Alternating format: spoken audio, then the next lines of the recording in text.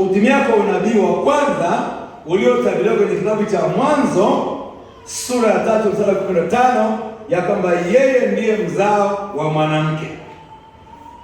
Kwa kama ulikuwa unajiuliza mzao wa mwanamke ni nani, basi mzao wa mwanamke ni Yesu Kristo aliyezaliwa, na kazi yake kubwa sana iliyomleta ni kuponda shetani kichwa, ni kumaliza nguvu zake.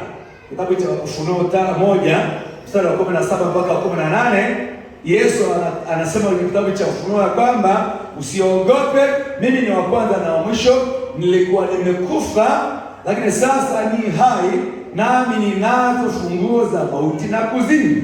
Kwamba miongoni mwa vitu Yesu alishughulikia ni roho ya mauti ambayo ilikuwa imetawala na imesumbua. Kwa hiyo kuja kwake akaimaliza. Yesu upside. Lakini katika kitabu hicho cha Mwanzo, jambo la pili ambalo Yesu alikuja kutimiza, Yesu ndiye mzao wa Ibrahimu. Namba 2, Yesu ni mzao wa Ibrahimu. Mwanzo 22:18. Mwanzo 22:18. Yesu ndiye mzao wa Ibrahimu aliyeahidiwa. Mungu alimwambiaje Ibrahimu? Kitabu cha Mwanzo 22:18. Na katika uzao wako mataifa yote ya dunia watajibarikia, kwa sababu umetii sauti yangu. Na katika uzao wako. O, Yesu ni uzao wa Ibrahimu. Na katika uzao wako mataifa yote ya dunia watajibarikia, kwa sababu umeitii sauti yangu. Kwa Mungu anapomwambia, kwanza kumbuka kwamba Isaka alikuwa ni mwana pekee wa Ibrahimu. Mwana pekee wa Ibrahimu. Alafu Ibrahimu akaambiwa akamtoe kwa sadaka.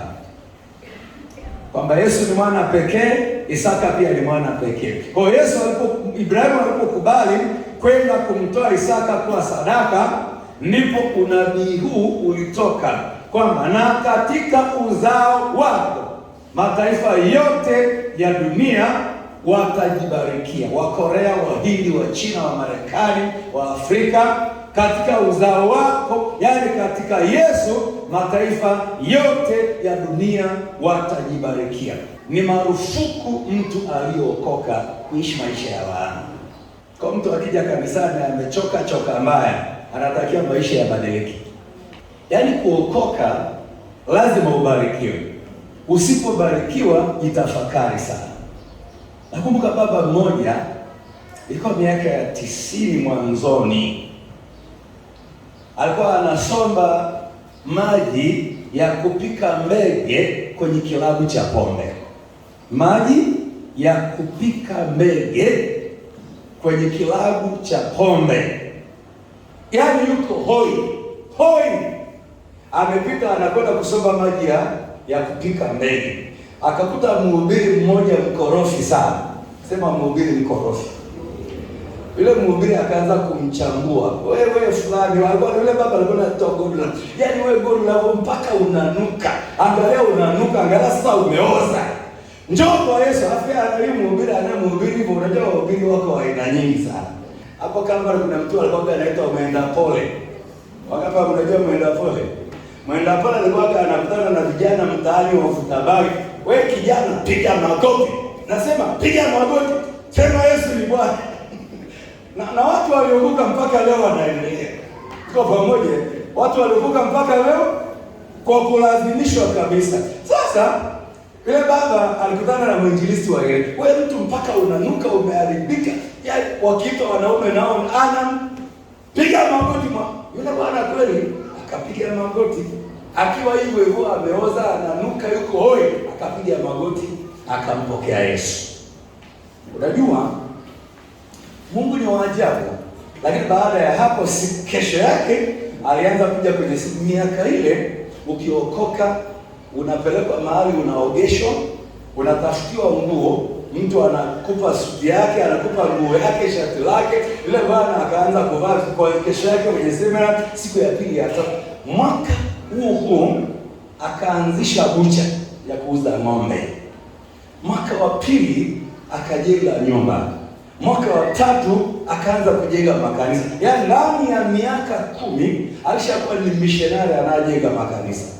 Yaani anaanza floor mpaka finish yeye mwenyewe. Na ngoja niwaambie watu wa Mungu, kama kuna kitu nimewahi kuona ambacho ni dawa ya umasikini, ni eneo la utoaji. Na ukimwona mtu ana struggle kwenye wokovu, fuatilia utoaji wake. Fuatilia tu utoaji wake.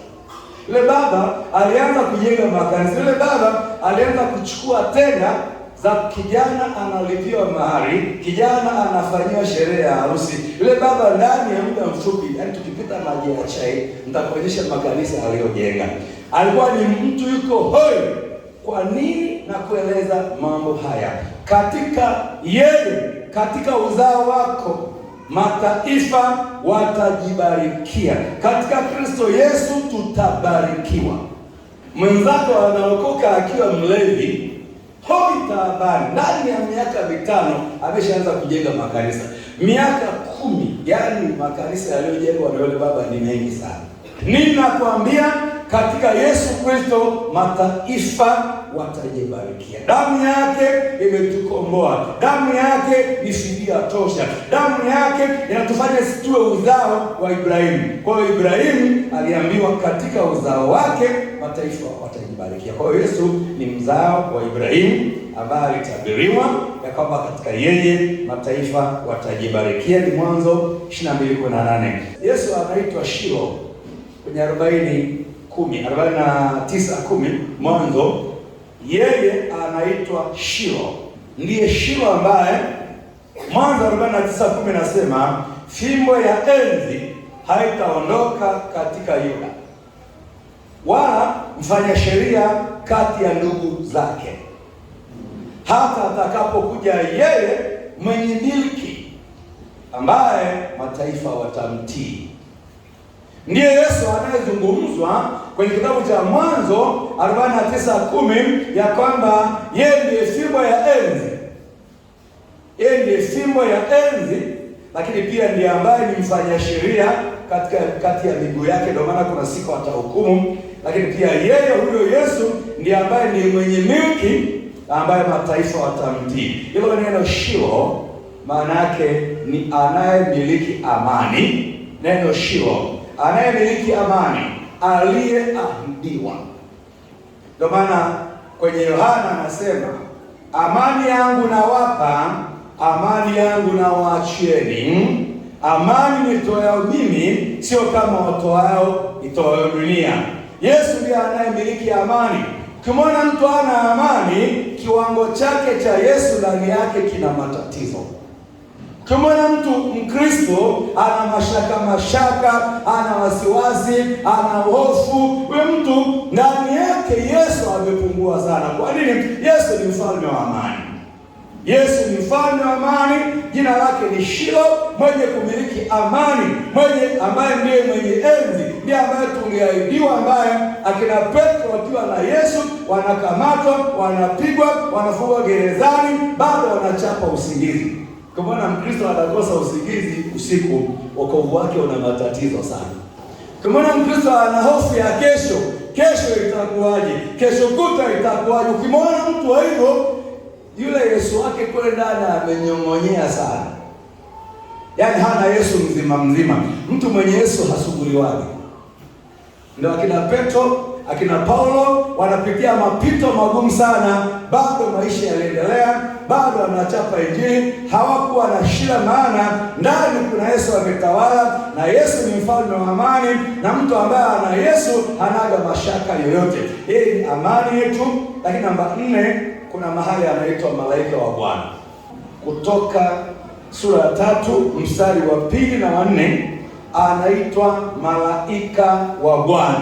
Kwa kuna nyakati Yesu anaonekana kama malaika maeneo kadha wa kadha kwenye maandiko matakatifu. Na hapa kwenye Kutoka 3 mstari wa 2 anasema malaika wa Bwana akamtokea katika mwali wa moto uliotoka katikati ya kijiti, akatazama, na kumbe kile kijiti kiliwaka moto, nacho hakikuteketea. Mstari wa 4, Bwana alipoona ya kuwa amegeuka ili atazame, Mungu akamwita kutoka katika kile kijiti, akasema, Musa, Musa.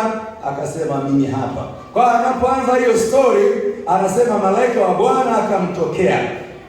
Malaika wa Bwana akamtokea Musa katika mwali wa moto uliotoka katikati ya kijiti, akatazama, na kumbe kile kijiti kiliwaka moto, nacho hakikuteketea. Mstari wa 4, maandiko yanasema Bwana alipoona amegeuka. Maana yake tayari sasa sio tena malaika, lakini ni Bwana. Alipoona Musa amegeuka, ndipo akaanza kusema naye kama Bwana. Kwa hiyo ndiye Mungu aliyemtokea Musa kwenye kijiti kinachoungua ambacho hakiteketei. Na Bwana huyu alimtokea Sauli zamani alipokuwa njia ya Dameski akielekea kuliudhi kanisa, akamtokea akamwambia Sauli, Sauli, mbona unaniudhi? Yesu yule aliyetokea Musa zamani, akamtokea Paulo zamani, hata leo anawatokeaga watu. Na kuna watu wana ushuhuda wa kutokewa na Yesu mpaka kesho kutwa. Na kuna miujiza ilifanyika ambayo sio ya kawaida. Bwana atusaidie. Lakini namba 5, anaitwa nabii kama Musa. Unabii uliotimia. Kumbuka somo langu, kuja kwa Yesu ni unabii uliotimia. Kwa jambo la 5, anaitwaga nabii kama Musa. Kitabu cha Kumbukumbu la Torati 18 mstari wa 15, Yesu anaitwa nabii kama Musa.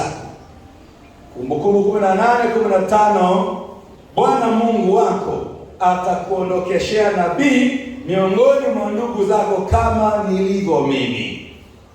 Ninarudia, Bwana Mungu wako atakuondokeshea nabii miongoni mwa ndugu zako kama nilivyo mimi. Msikieni yeye. Kumbuka Yesu alipobatizwa pale Yordani. Kitabu cha Mathayo sura ya 3 mstari kuanzia wa 7 kuendelea chini, na hata kitabu cha Luka na hata kitabu cha Yohana. Wakati Yesu anabatizwa, maandiko alisema, huyu ndiye mwanangu mpendwa niliyependezwa naye, msikieni yeye. Hapa Musa anawaambia wana wa Israeli. Kumbuka Musa mtumishi wa Bwana ametumika kule Misri, amefanya ishara na maajabu mengi sana. Watu wamekula mana jangwani kwa miaka mingi sana. Watu wamekunywa maji kutoka kwenye mwamba. Watu wamepita baharini, bahari ikawapisha. Lakini sio hivyo tu, Farao amepata kipigo cha mbwa mwizi, mpaka ameinua mikono akasema, sasa nendeni na watoto wenu na mali zenu na mifugo yenu. Huyu Musa anapofikia mwisho wa huduma yake anasema, Bwana Mungu wako atakuinulia nabii miongoni mwa ndugu zako kama mimi, msikieni yeye. Kwa maana mengine, yale ambayo Musa aliyafanya, Mungu anamaanisha kwamba Yesu atakapokuja yatafanyika. Namba, tafadhali usikubali wokovu wa kawaida. Mambo yale Musa aliyofanya Misri, mpaka leo Yesu anafanya katikati yetu tukimwamini. Bwana atusaidie. Yesu anafanya katikati yetu tukifanya nini? Kwa hiyo Yesu ni nabii kama alivyokuwa Musa. Musa amewaokoa watu kwenye utumwa wa Misri, Yesu anaokoa watu kwenye utumwa wa dhambi. Musa alifanya ishara na miujiza na maajabu katikati ya taifa la Israeli. Hata sasa Yesu anafanya ishara na maajabu na miujiza katikati yetu tunaomwamini. Cha msingi ni kwamba Yesu Kristo ndiye nabii aliyeahidiwa na Musa zamani, kwamba Bwana Mungu wako atakuondokeshea nabii miongoni mwa ndugu zako kama nilivyo mimi, msikieni, msikilizeni. Jambo la 6, Yesu anatabiriwa kama mkombozi. Kitabu cha Isaya 59:20, Yesu alitabiriwa kama mkombozi, redeemer. Isaya 59:20, na mkombozi atakuja Sayuni, kwao waachao maasi yao katika Yakobo, asema Bwana. Kwa waliahidiwa wana wa Israeli ya kwamba mkombozi atakuja Sayuni, alafu kwao waachao maasi yao katika Yakobo, asema Bwana. Kuna mambo ya kujifunza hapo. Mkombozi anafanya kazi vizuri sana kwao wanaoacha maasi. Ukiokoka kweli kweli, huhitaji kufanyia ukombozi. Ila miaka hii, kwa sababu watu wana makando kando mengi, kwa sababu watu wana michanganyo, kwa sababu watu hawataki kulipa gharama, kwa sababu watu hawataki kuwa waaminifu, kwa sababu watu hawataki kuwa watii, adui amepata mlango wa kuwatesa na kuwafuatilia na kuwagandamiza na kuwaonea. Sasa kwa sababu adui amepata uhalali, wanateseka na wanadhani dawa ni kutoa sadaka za ukombozi. Yesu ni mkombozi. Maandiko anasema hivi, na mkombozi atakuja Sayuni, kwao waachao maasi yao katika Yakobo. Yesu amekuja kwao waachao maasi, amekuja kwao wanaoacha ubaya, amekuja kwao waliookoka kweli kweli. Namba 7, Yesu anaitwa Immanueli. Yesu ni unabii wa Immanueli uliotimia. Isaya 7:14. Isaya 7:14. Kwa hiyo Bwana mwenyewe atawapa ishara. Tazama, bikira atachukua mimba, atazaa mtoto mwanamume, naye atamwita jina lake Immanueli. Kwa hiyo Bwana mwenyewe atawapa ishara. Tazama, bikira, yaani Bikira Mariamu, atachukua mimba, atazaa mtoto mwanamume, naye atamwita jina lake Immanueli. Isaya 7:14. Sasa Yesu ndiye Immanueli aliyeahidiwa kwenye kitabu cha Isaya sura ya 7 mstari wa 14, na maana Immanueli ni Mungu pamoja na sisi. Kwa majina haya ambayo anaitwa uzao wa mwanamke, anaitwa mzao wa Ibrahimu, anaitwa Shilo, anaitwa malaika wa Bwana, anaitwa nabii kama Musa, anaitwa mkombozi, anaitwa Immanueli. Haya majina yote yanaonyesha vile atahusiana na sisi, yanaonyesha vile atahusiana na sisi, yanaonyesha kile atafanya, yanaonyesha vile ambavyo Mungu amekusudia. Hapa anaitwa Immanueli. Immanueli ni Mungu pamoja nasi. Toka mwanzo Mungu alitamani watu wake wawe pamoja na yeye.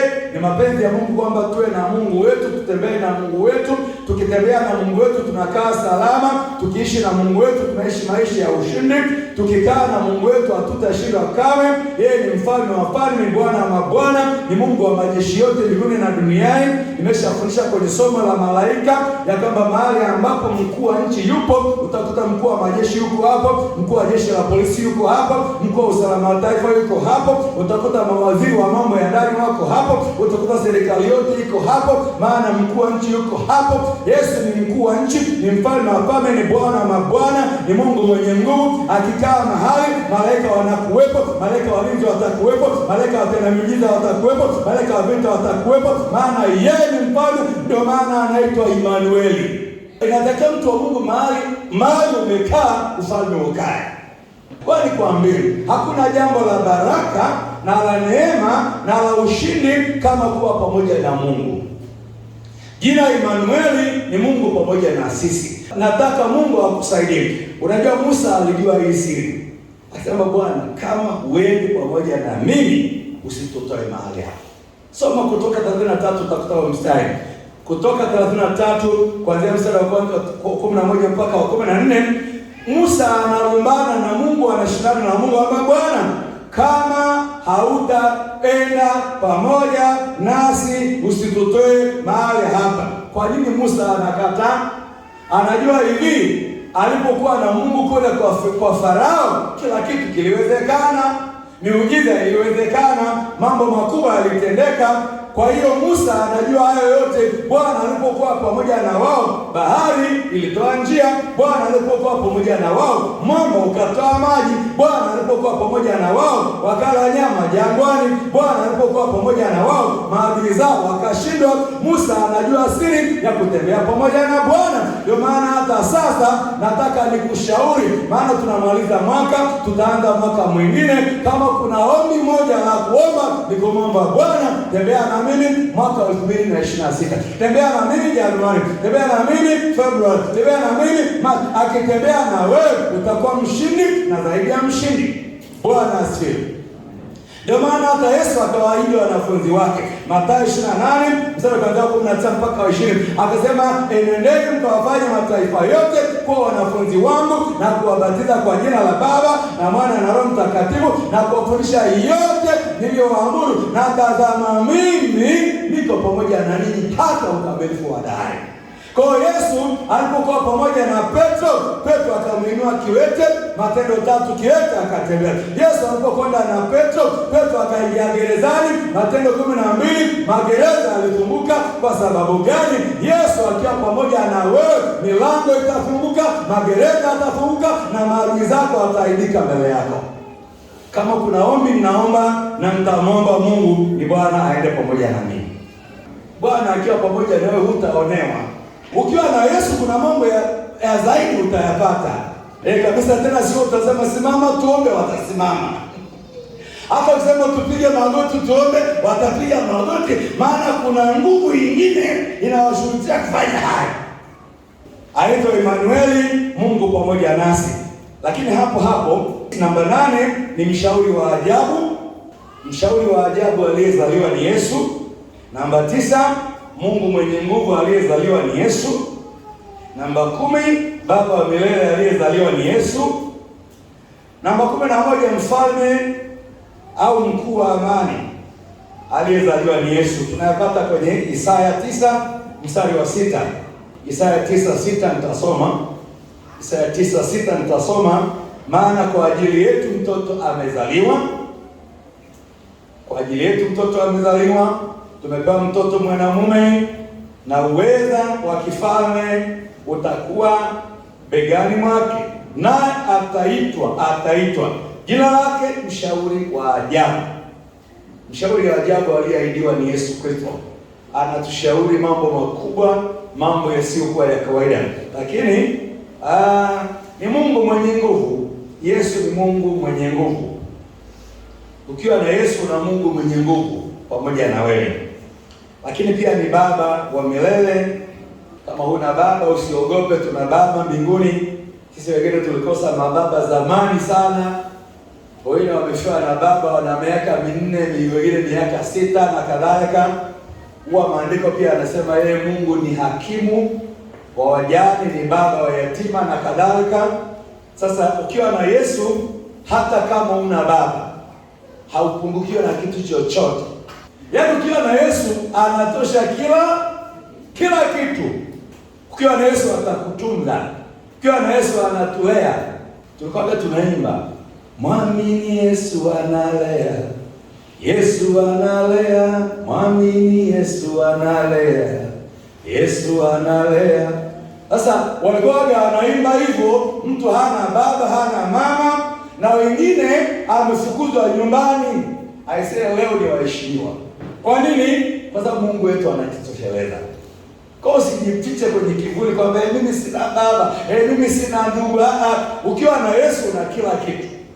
Simama tu kwa Yesu.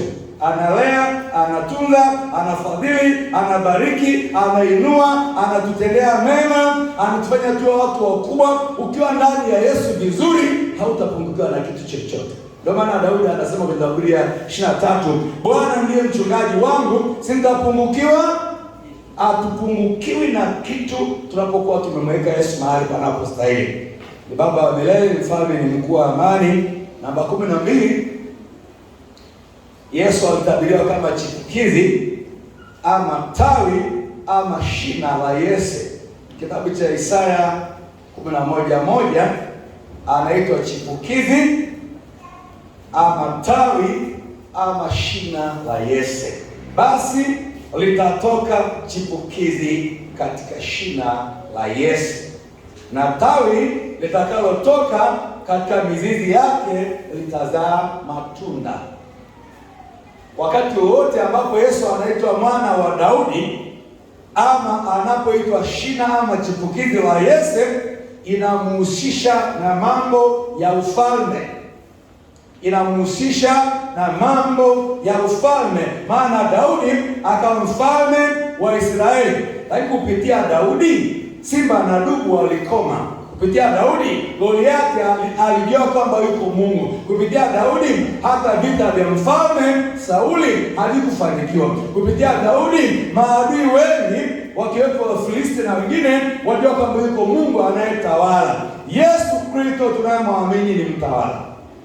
Unapomhubiri, mhubiri kwa ujasiri wote. Kristo atusaidie. Ukimhubiri Yesu, mhubiri kwa ujasiri wote. Kwa nini? Anatawala mbinguni na duniani, na kwa huyo kiburi chochote cha mwanadamu hakitafanikiwa. Kiburi cha wenye pesa, kiburi cha wenye cheo, kiburi cha wenye vyeo ama mali ama elimu ama chochote hakitafanikiwa. Kwa sababu gani? Yesu ni mtawala mkuu, ndio anaitwa chipukizi la Yesu. Namba 13, aliitwa mtu wa huzuni nyingi. Kitabu cha Isaya 53:3, Yesu aliitwa mtu wa huzuni nyingi, ajuae sikitiko. Maandiko yanasema alidharauliwa na kukataliwa na watu. Mtu wa huzuni nyingi, ajuae sikitiko, kama mtu ambaye watu huficha nyuso zao. Alidharauliwa wala hatukumhesabu kuwa kitu. Anaitwa mtu wa huzuni nyingi. Ukisoma ile Zaburi ya ukisoma hiyo Isaya 53, tunamwona Yesu ambaye alijitwika huzuni zetu. Alijitwika huzuni zetu, alichukua masikitiko yetu. Maandiko yanasema adhabu ya amani yetu ilikuwa juu yake. Ndipo pale anafika maana anasema kwa kupigwa kwake mliponywa. Kwa hiyo Yesu amebeba huzuni zetu, amebeba masikitiko yetu, amebeba vita vyetu, amebeba dhiki zetu, shida zetu, amebeba vyote msalabani, akasema imekwisha. Ndio maana Petro anasema, waraka wa kwanza Petro sura ya 5 mstari wa 8 anaposema huku mstari wa 9 anasema huku mkimtika yeye fadhaa zenu, kwa kuwa hujishughulisha sana na mambo yenu. Kwa taarifa yako, amebeba hata umaskini wetu. Halo, ambeba dhambi zetu, ambeba umaskini wetu, ambeba magonjwa yetu, ambeba laana zetu, ambeba shida zetu, ambeba maisha, kila eneo la maisha ya mwanadamu Yesu amebeba, ili kwamba sisi tuwe huru.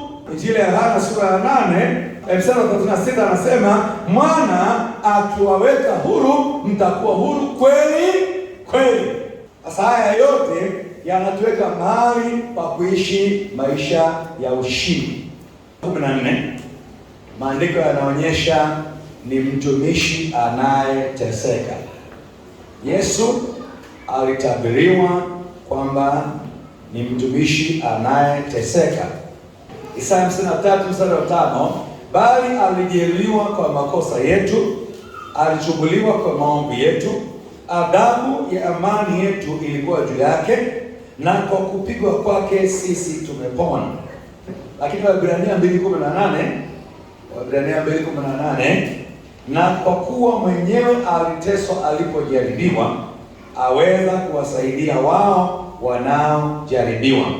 Huu mstari unaonyeshaga kwa nini Yesu aliteswa, kwa nini Yesu alipitia machungu na magumu mpaka na mauti. Ni ili kwamba aweze kuondoa waliokuwa kwenye hali hizo, aweze kuondoa waliokuwa kwenye shida hizo. Bali alijeruhiwa kwa makosa yetu, alichubuliwa kwa maovu yetu. Ile Waebrania 2:18, na kwa kuwa mwenyewe aliteswa alipojaribiwa, aweza kuwasaidia wao wanaojaribiwa. Kristo Yesu atusaidie. Wale mliosoma somo la wito, mliosoma somo la wito kwenye English services zilizopita, yaani miongoni mwa vitu ambavyo hutakaa ukwepe mtumishi kama mtumishi ni kupita kwenye shida, kwenye dhiki, kwenye adha, kwenye tabu, kwenye kuchukiwa, kwenye kukataliwa, ili kwamba wewe upate uzoefu wa kusaidia walioko kwenye hali hizo. Yaani hauwezi ukamsaidia mtu kutoka mahali ambapo hujawahi kupita ukapajua. Yaani ninyi ambao mnapita kwenye dhiki ama kwenye shida ama kwenye majaribu ya aina yoyote, ni ili kwamba ukikutana na mtu wa namna hiyo uwe na neno na uzoefu wa kumweleza 1, 2, 3 na kumtia moyo na hata kumwombea. Kuna vitu unapitia ambavyo kimsingi tu unapita kwa faida ya watu wengine utakao kuja kuwashauri na kuombea na kuwashirikinisha na kadhalika. Maandiko yanasema hivi, na kwa kuwa mwenyewe aliteswa alipojaribiwa, aweza kuwasaidia wao wanaojaribiwa. Hakuna mtumishi yeyote ambaye ana neema kubwa na upako mwingi na ufunuo mpana ambaye hajapita mahali pa chungu. Kwa sababu hiyo Yesu Kristo alipita kwenye shida, akapita kwenye mateso, akapita kwenye dhiki, alikataliwa na ndugu zake. Neno linasema hivi, alikuja kwa walio wake, bali walio wake hawakumpokea, ila wale waliompokea walifanyika watoto wa Mungu, ndio wale wanaoliamini jina lake. Yesu alikataliwa na ndugu zake, mpaka kuna mahali walimwambia, wewe si uende kule ukawaambie na wengine. Mpaka kuna wale wanataka kumkaba. Hivyo alipita kwenye dhiki na shida, ili nini? Asisaze chochote. Fahamu hili, Yesu unayemwamini alipita kwenye machungu yote akayashinda. Ndio maana hata kifo alipita. Maandiko yanasema, nilikuwa nimekufa, sasa niko hai, nami ninazo funguo za mauti na kuzimu. Mtu ambaye amepita mpaka kwenye mauti, ndio maana mauti haimsumbui kabisa. Tuko pamoja? Yaani mauti haimsumbui Yesu. Ukishangaa mauti hakuna jipya. Tena mhubiri anasema hakuna jambo jipya chini ya mbingu. Yote yamekuwepo. Watu walikatwa vichwa na misumeno. Jipya ni lipi? Watu walichomwa. Watu walishindwa kwenye mafuta yanayochemka, wakina Bartimayo. Ni lipi utakalolisema? Akina Petro anasulubiwa kichwa chini miguu juu. Ni lipi utakalolisema? Waraka wa kwanza wa Petro 3:18, kwa maana Kristo naye aliteswa mara moja kwa ajili ya dhambi, mwenye haki kwa ajili yao wasio haki, ili atulete kwa Mungu. Mwili wake akauawa, bali roho yake akahuishwa. Ni waraka wa kwanza Petro 3:18, kwa maana Kristo naye aliteswa mara moja kwa ajili ya dhambi, mwenye haki kwa ajili yao wasio haki, ili atulete kwa Mungu. Mwili wake akauawa, bali roho yake akahuishwa. Lakini jambo la 15, aliitwa Bwana haki yetu. Bwana haki yetu. Bwana haki yetu. Yeremia 23:6. Yeremia 23:6, katika siku zake Yuda ataokolewa na Israeli atakaa salama, na jina lake atakaloitwa ni hili, Bwana ni haki yetu.